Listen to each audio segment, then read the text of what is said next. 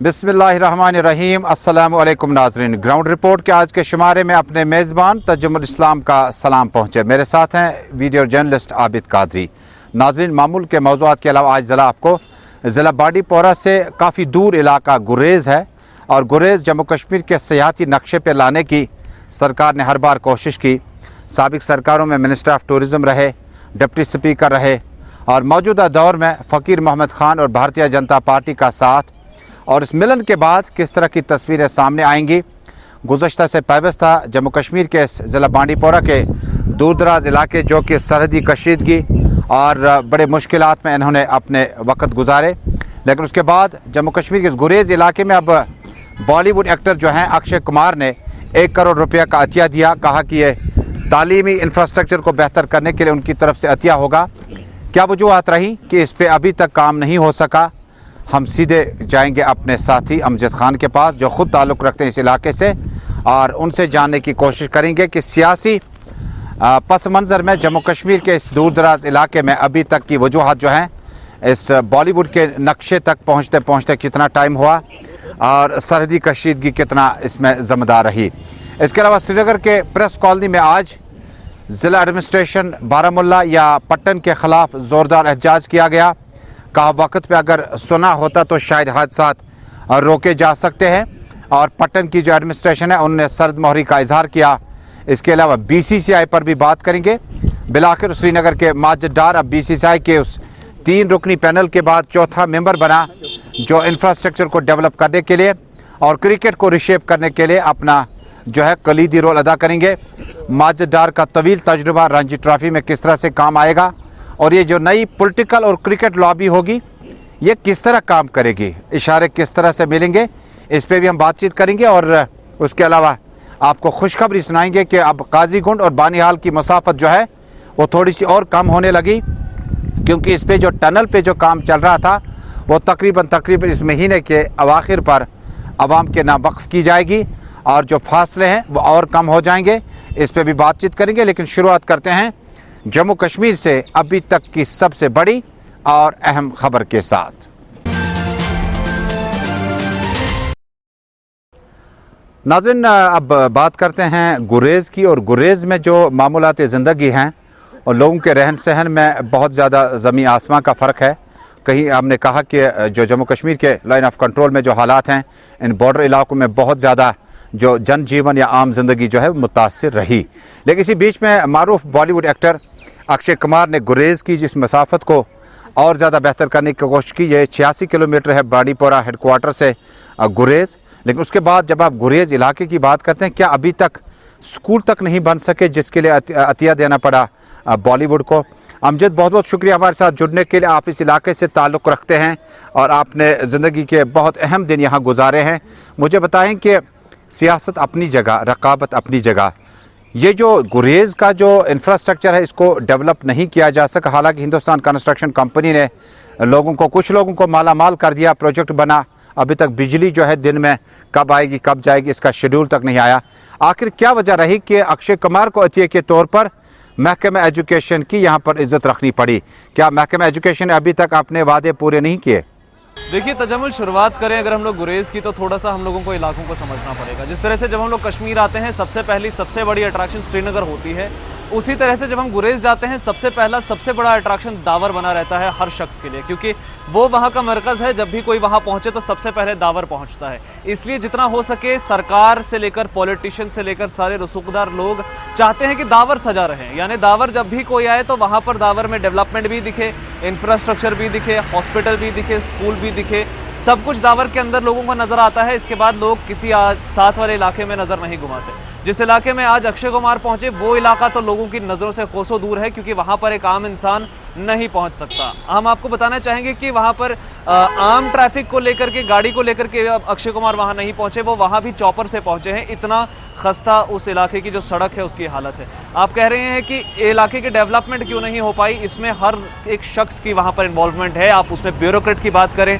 Politician की बात करें, या फिर वहां पे जो लोकल मौजूद इंतजामिया है, गवर्नमेंट ऑफिसेज है, उनकी बात करें, लगातार कई सालों से कई तरह के प्रोजेक्ट सामने आते हैं। प्रोजेक्ट शुरू होता है, आधा खत्म हो जाता है, पैसे बाहर आ जाते हैं प्रोजेक्ट के, और फिर उसके बाद उस प्रोजेक्ट का क्या हुआ कोई सवाल नहीं करता। गुरेज के अंदर कई सारे ऐसे इलाके हैं, नीरू की बात करें, वक्तौर की बात करें, आप और भी एडिशनल एरियाज चोरवन की बात करें, जहां पर एडमिनिस्ट्रेशन सिर्फ सड़क बना लेती है। यानी सड़क के बाद उस इलाके में लोगों की ज़रूरत की कौन सी चीज़ें और बननी चाहिए, जिसमें स्कूल आता है, PHC सेंटर आता है, आंगनवाड़ी सेंटर आता है, उन पर कोई भी वेरिफिकेशन नहीं है कि क्या वो बन रहे हैं या नहीं। लेकिन अभी तक हमने देखा कि खुसूसन मैं नेशनल कॉन्फ्रेंस का जिक्र करूंगा, हालांकि PDP वहां से कभी भी अभी तक नहीं जीत पाया।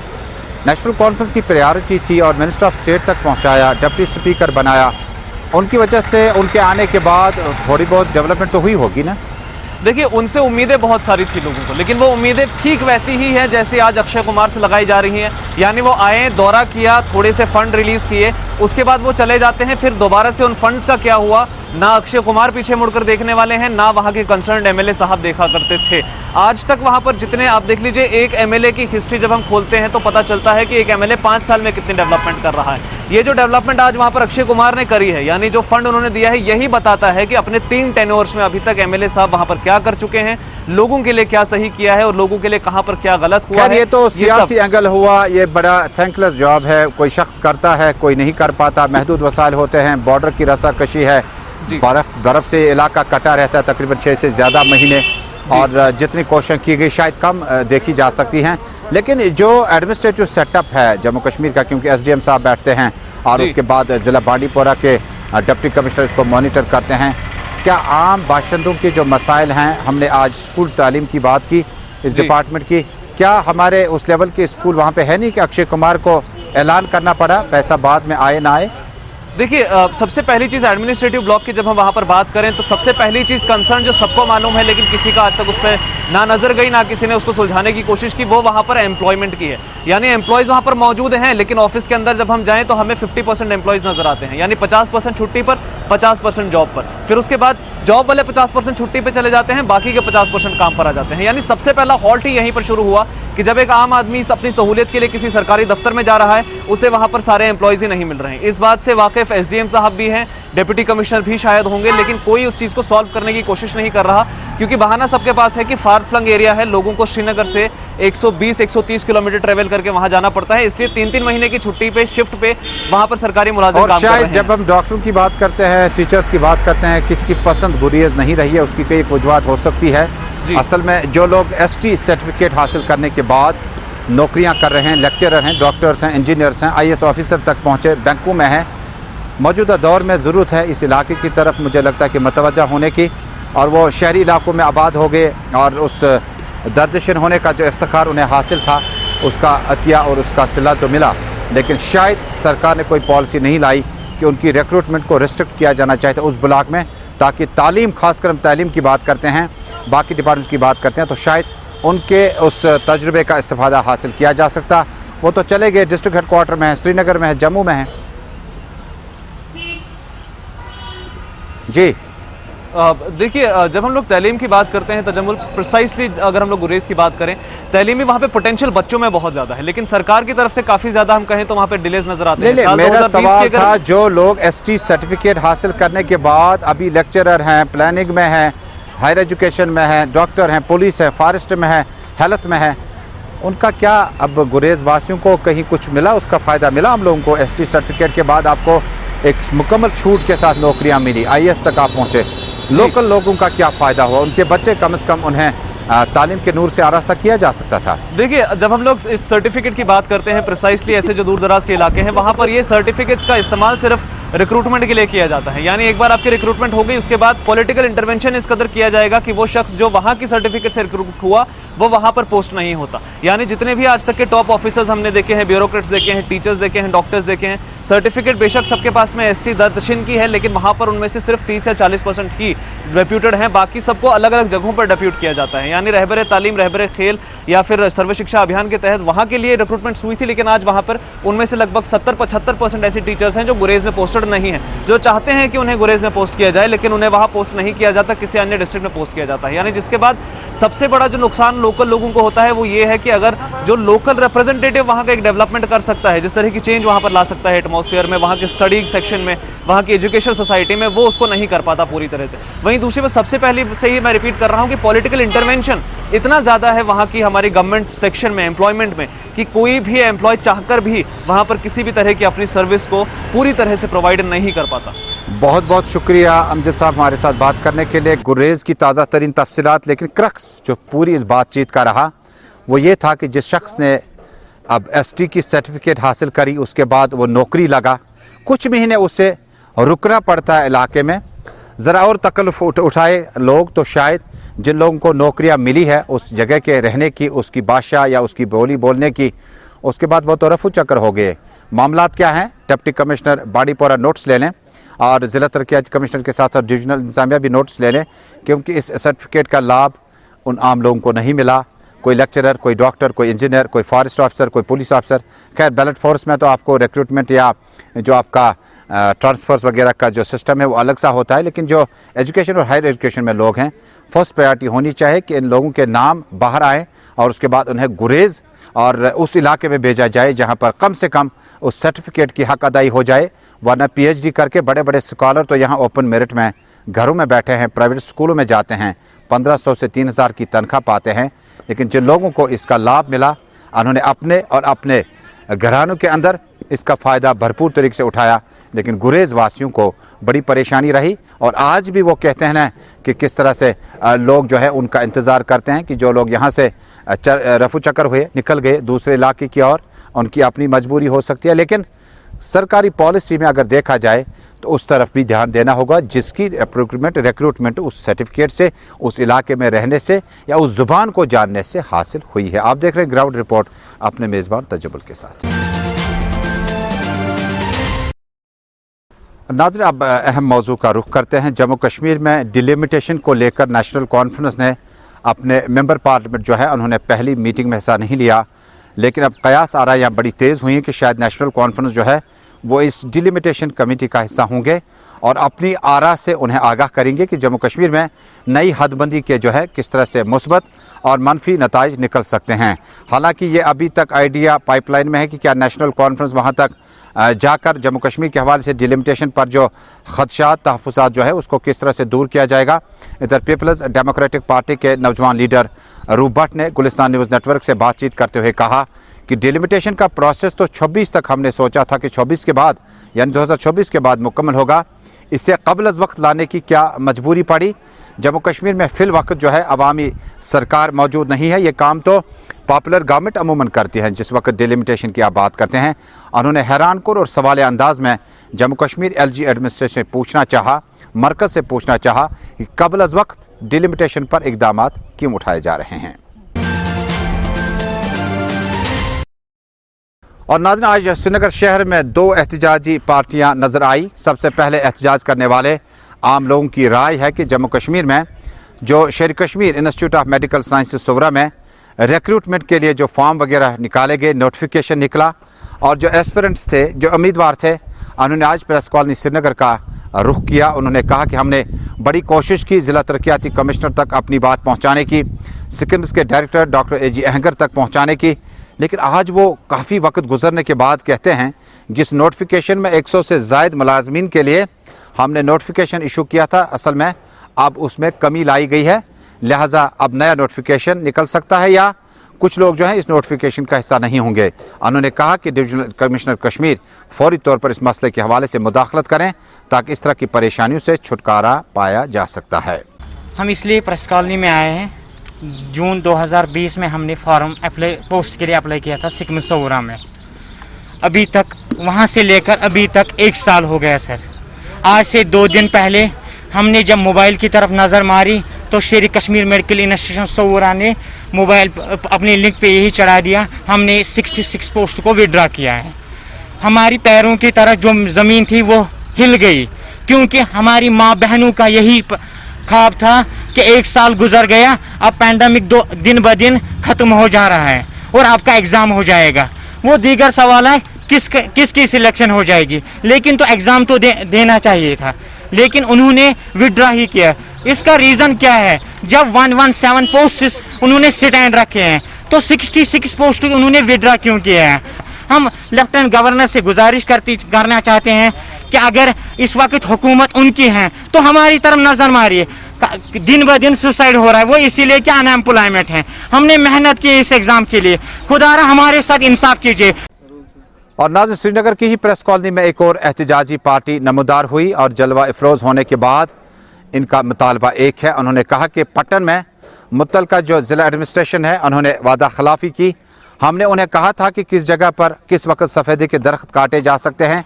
और गुज़श्ता हफ्ते आपको याद होगा अलमनाक सड़क हादसे में एक शख्स की मौत वाक़या हुई जब अचानक सफ़ेदे का दरख्त कट गया और उनकी ज़ाती गाड़ी पर उसके छत पर जा गिरा और उसके बाद ये शख्स वहीं पर दम तोड़ बैठा। उन्होंने कहा कि हमने वक्त पे आगाह किया था, न जाने क्यों पट्टन की जो ज़िला एडमिनिस्ट्रेशन सिविल इंतजामिया है उन्हें अदम दिलचस्पी का मुजाहरा किया। उन्होंने कहा कि अगर इस तरह के मामलात पर फौरी तौर पर कार्रवाई नहीं की गई और आइंदा इस तरह हादसात को रोका नहीं जा सका तो वो ज़िला तरक्याती कमिश्नर के बाद यूटी एडमिनिस्ट्रेशन के सीनियर अफसरान तक के दरवाज़ों का रुख कर सकते हैं।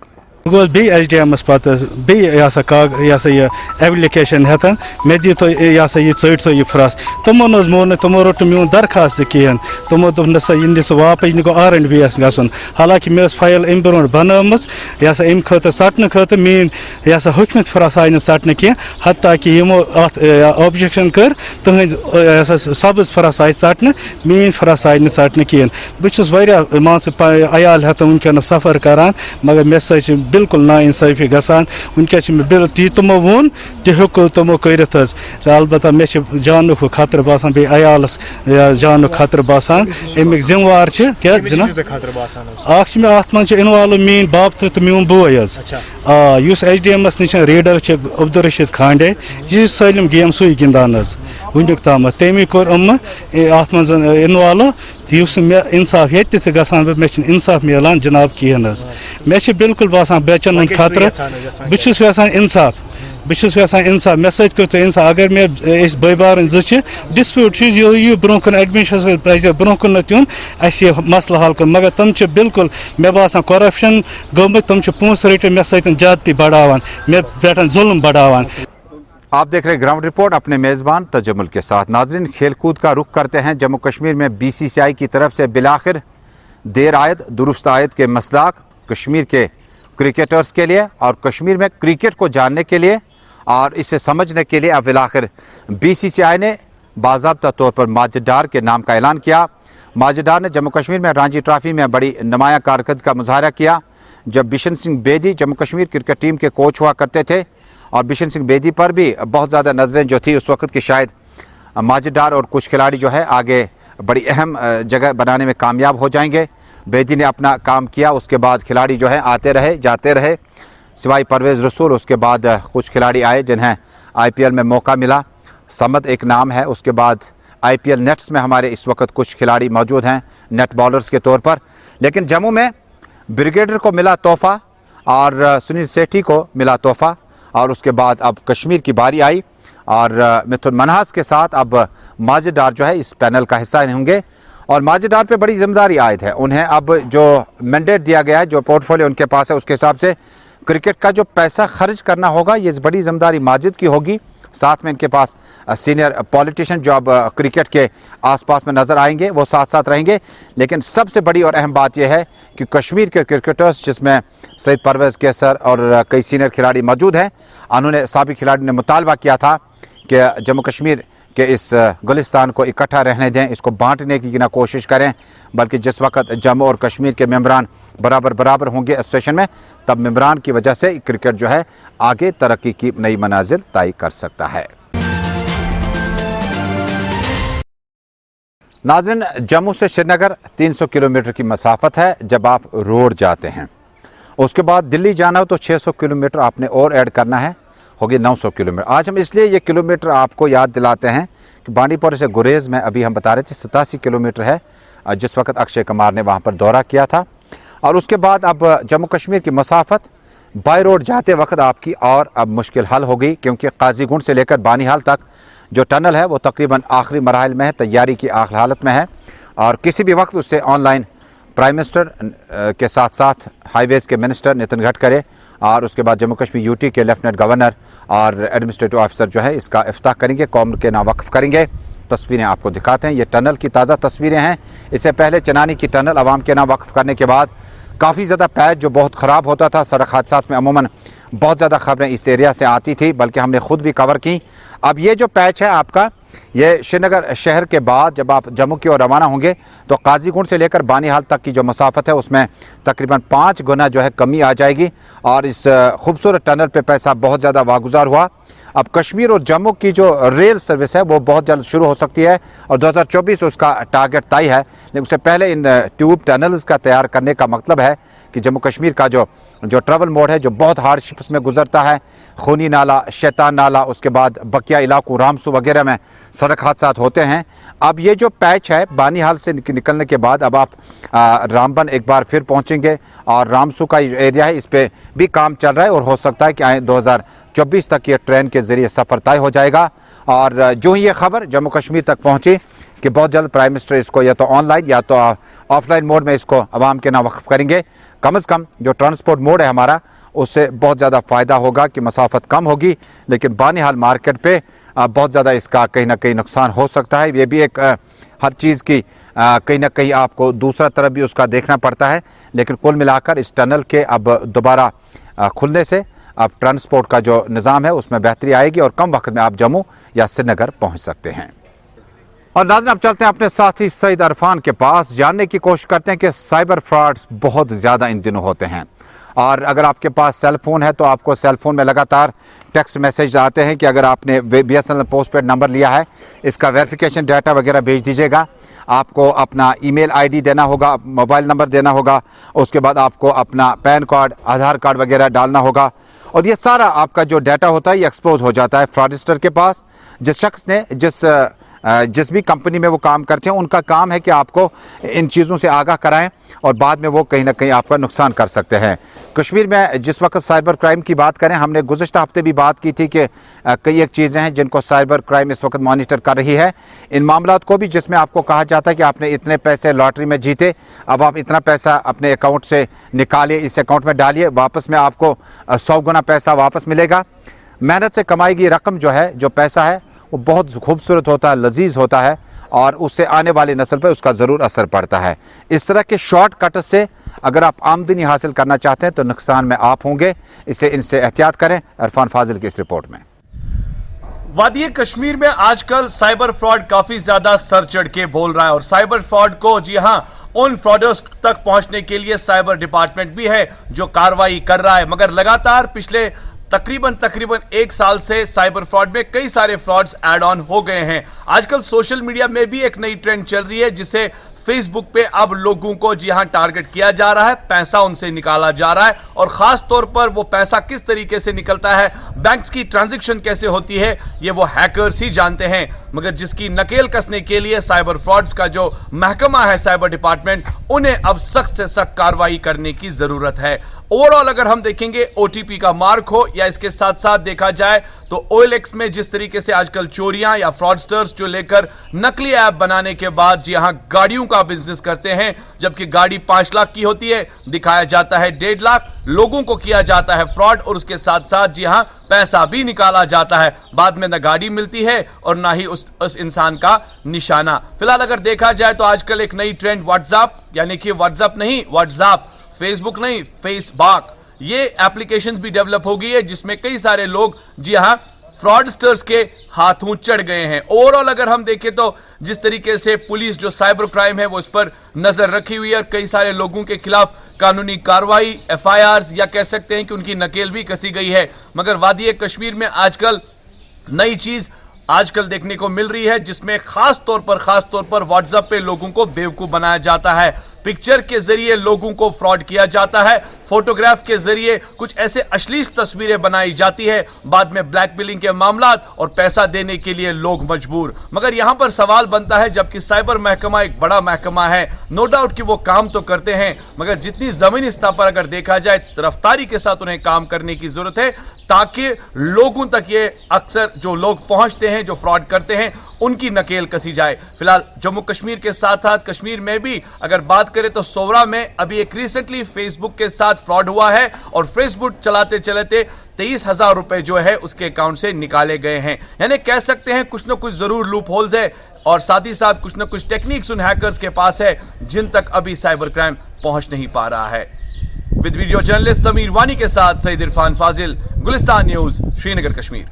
तो नाज़रीन, इसी के साथ ग्राउंड रिपोर्ट में आज का ये एडिशन यहीं पे मुकम्मल हुआ। जाते जाते आपके पास अगर टाइम है तो कुछ बातें आपसे दोबारा करूं। जब भी आप घर आएँ, घर से बाहर जाएं, मास्क का इस्तेमाल करें, सैनिटाइज़र और सोप का कसरत से इस्तेमाल करें, 2 गज़ की समाजी दूरियों को बरकरार रखें और वैक्सीन हासिल करने में आप पहल करें। आप इस तरह से अगर आप इंतज़ार करते रहेंगे, हो सकता है कि नुकसान हमें उठाना पड़ा। माजी में भी हमने देखा कि बहुत ज़्यादा लोगों ने इस चीज़ का एहतियात नहीं किया। मास्क वगैरह इस्तेमाल करने का सिलसिला थोड़े दिनों के लिए बहुत सीरियसली लिया था, अब तकरीबन तर्क किया जा चुका है। हमने बाज़ारों में देखा भारी रश है जहाँ पर पब्लिक मकामात हैं। मास्क का इस्तेमाल करें। इससे क्या होगा कि अगर इन्फेक्शन हवा में हो, अगर इन्फेक्शन साथ में बैठे शख्स के पास है तो आप कम से कम बच सकते हैं। इससे आप अपनी हिफाजत करें और हमारी हिफाजत को भी यकीनी बनाया जा सकता है। बहुत बहुत शुक्रिया। अल्लाह हाफिज़।